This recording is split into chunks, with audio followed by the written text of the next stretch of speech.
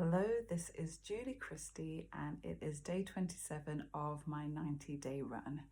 And between now and the 1st of January 2022, it is my aim and objective to upgrade my internal system.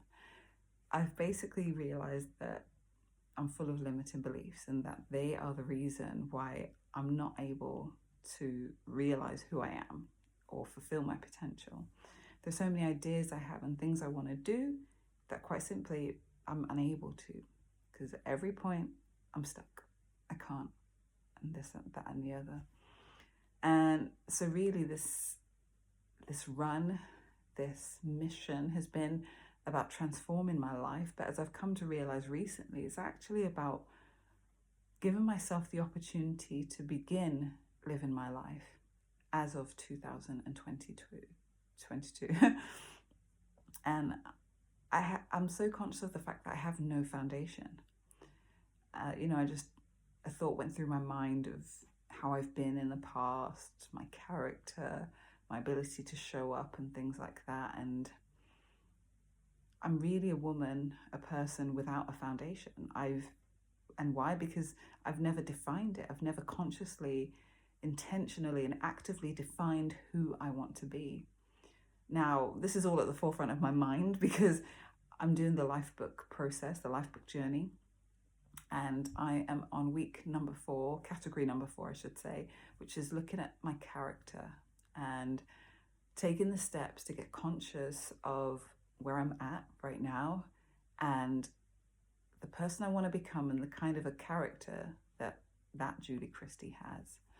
So, it's on my mind this week, and I've known since about March this year that I lack the inner foundation that Stephen Covey, in his book, The 7 Habits of Highly Effective People, talked about. He talks about having, I think it's about, 3 habits that enable you to have personal victory, 3 habits, and then 3 habits that enable you to have public victory. And the other habit, don't ask me what that's about. Maybe it's mixed in there with the public victory, I don't know. But he uses these triangles to illustrate these foundational principles and habits. And I just remember looking at that in March this year and realizing that I've got nothing.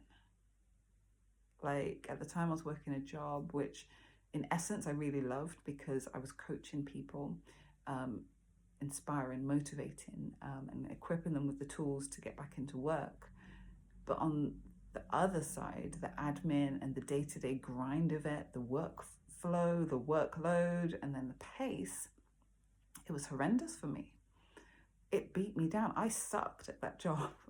Literally, I sucked. I wanted to quit so many times. There were other issues as well that didn't make it easier.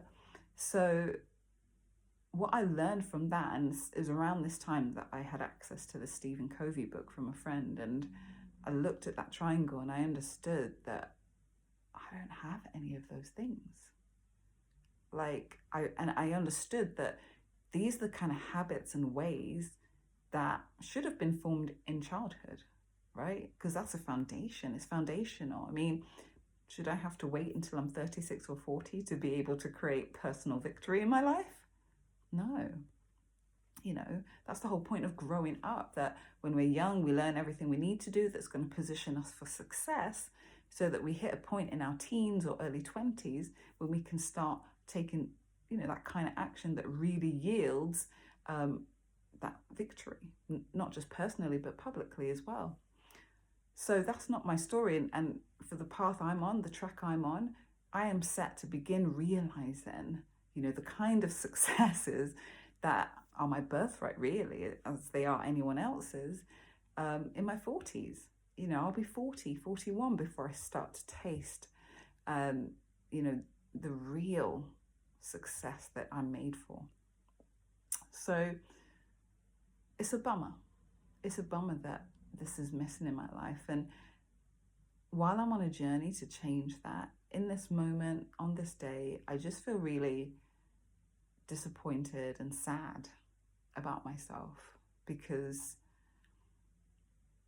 I'm not where I where I need to be a lot of the time. And right now it's very much just a case of a vicious cycle that's going on. And, it's easy to sit in front of a camera at a time that is more opportune for you and share, how you've taken a step forward in your day to position yourself for success in 2022. It's easy to do that.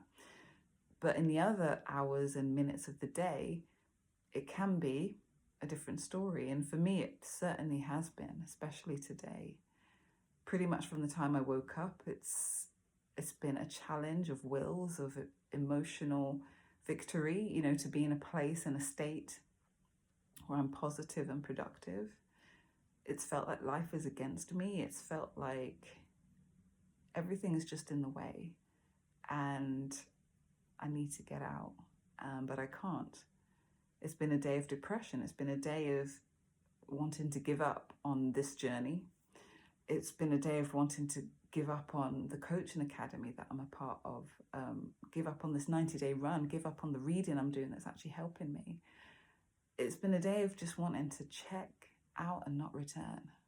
I don't mean committing suicide, by the way, but mentally just check out and just give up. The house is a mess. The dishes in the kitchen you're doing. There's a laundry backup the size of Mount Kilimanjaro playing.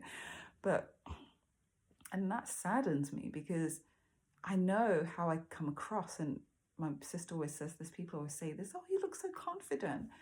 And, this is the result of years of putting on a pretend self, of putting on a front. And I don't like it, because when I am fired up, when I am passionate, it's easy to talk about, it's easy to talk with vigor, life and energy. And I can imagine it'd be easy to believe, oh, wow, she's really got it together. But I don't, guys. I really don't, and I thank God because I was hell-bent on I'm done with all of this. And I know He wants me. I know God wants me on this path. The last time I gave up, He sent 2 people to intervene and pick me up through prayer and to remind me that, girl, this is not just about you. There are other people who can benefit from what you're going to learn from this journey, right? And I wondered secretly, deep down, how was God going to intervene in this one? Because I knew His will. I knew He wanted me to be on this journey. I knew He wanted me to be a part of this coaching academy. I knew He wanted me to keep running, right? He's all up in all of this, guys. He really is. And as I move forward, I'm going to get to be able to show you that. But I knew all those things, but I had made the decision because I wasn't willing. This tank had run out of steam. And it's just incredible. I remember coming out of the bathroom and something in me just switched. My feelings hadn't changed, but something in my decision-making center switched from I'm not doing this to I'm doing this, but I don't want to do it. And it was angry and it was like, because basically this isn't going away was the point. This isn't going away. So I'm doing this whether I like it or not, whether I want to or not.